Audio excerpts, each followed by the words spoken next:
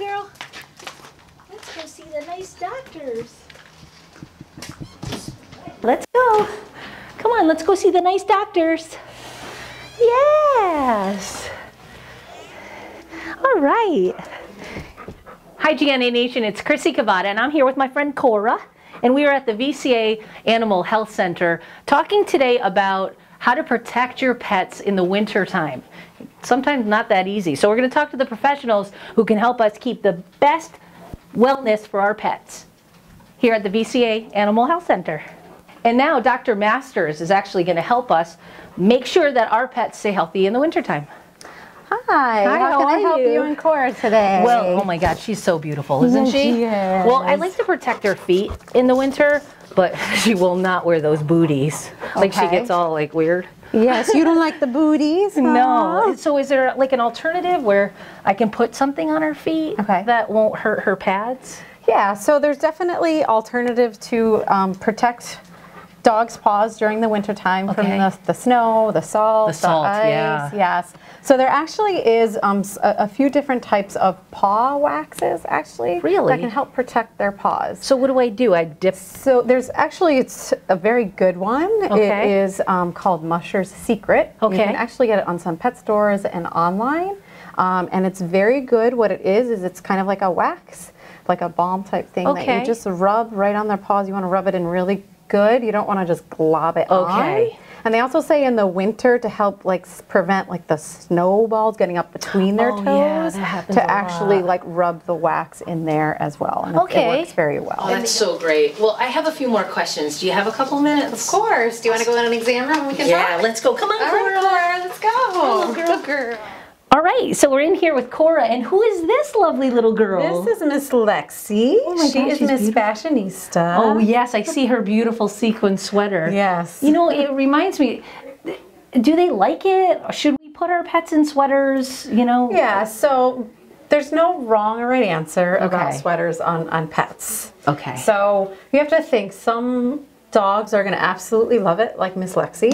Some other dogs just do not love it. So it all depends on cold weather.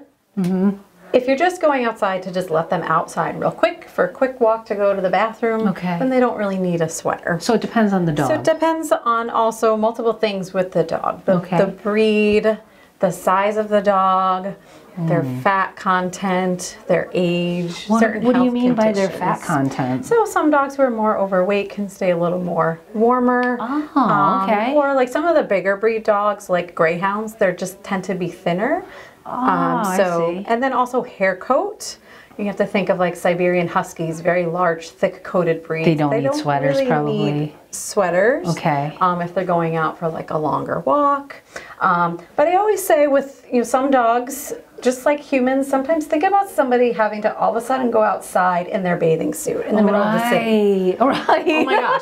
Some people may absolutely love it. Not these people. Some people are like, no, not me. So that's the same thing with dogs. Miss Lexi, she has a whole wardrobe I see this. And they make some really nice stuff. Are there certain things that you shouldn't like? You should look for zippers and those kind of things to make sure. So you definitely want to make sure that it's safe enough for them to wear. So definitely you don't want a ton of things hanging from down below. You don't want it to get caught on anything on the ground. So you want it slightly loose. You don't want it compressing their chest, their abdomen. You also don't want it too tight around their neck as well. And you want it just behind the base of the neck here, just in front of the shoulders. And then it should just end about just above their tail region. Basically. Good to know. You know, I'm looking at like this area, and I know that in the winter, in all the time, you're supposed to give your pets the flea and tick stuff. I have the flea and tick that you go all the way down their spine. Is it okay not to give them to them in the winter? Can you take time off because, like, aren't ticks dead during the winter? Yes, so fleas and ticks are very tough little pests. Yeah, they are. Yes, they can actually survive temperatures as low as 32 degrees. Get out of here. Yes, And with winter, even though there's set dates for winter, there's actually, we can't tell how the weather's going to be. So we have those freezing winter days where it's like absolutely cold, but then the next day sometimes it's like 40, 50 degrees And it doesn't kill them off. in those ticks temperatures? Can be dormant. Okay. Yeah, so when the temperature gets warmer. So we should always be putting it on. So we definitely recommend flea and tick control monthly. What other parasites? Because I mean, when I think parasites, I only think fleas and ticks, and that probably shouldn't be. I mean, I am a dog mom. I should know my parasites. What other preventative treatments, especially in the winter, should we be aware of? Yes, so I get the question all the time about intestinal parasites and heartworm disease. Yeah. And they are actually really, really disgusting and gross looking. Yeah. So monthly heartworm prevention, we do recommend even in the winter months. Okay. Heartworm disease is spread by mosquitoes, so yes, of course, they're more prevalent in the summer. Sure. But sometimes in a nice fall, winter day, they can be living inside where it's warm for a certain amount of period of time. They can get in your house. Yes, and exactly. then affect your pet. And then also heartworm prevention, what it does is it's actually deworming your pet from the heartworm larvae. So if an infected mosquito bites a dog in the summer months, and we stop the preventative during the winter, it's not actually killing off the larvae of the heartworm. Wow, I didn't know that. Yes. So it continues to grow. Continues to grow. Oh, goodness. Yeah, so that's why we recommend the heartworm prevention. Okay. So there's not only heartworms, there's actually worms, nasty worms that can live in dogs' intestines. Worms! Worms. Whoa. That are gross. Oh my gosh. Here is actually some worms that okay, we're good. That's good.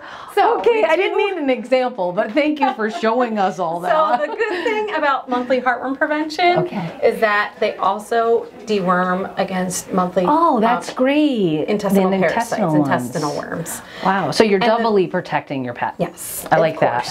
From worms!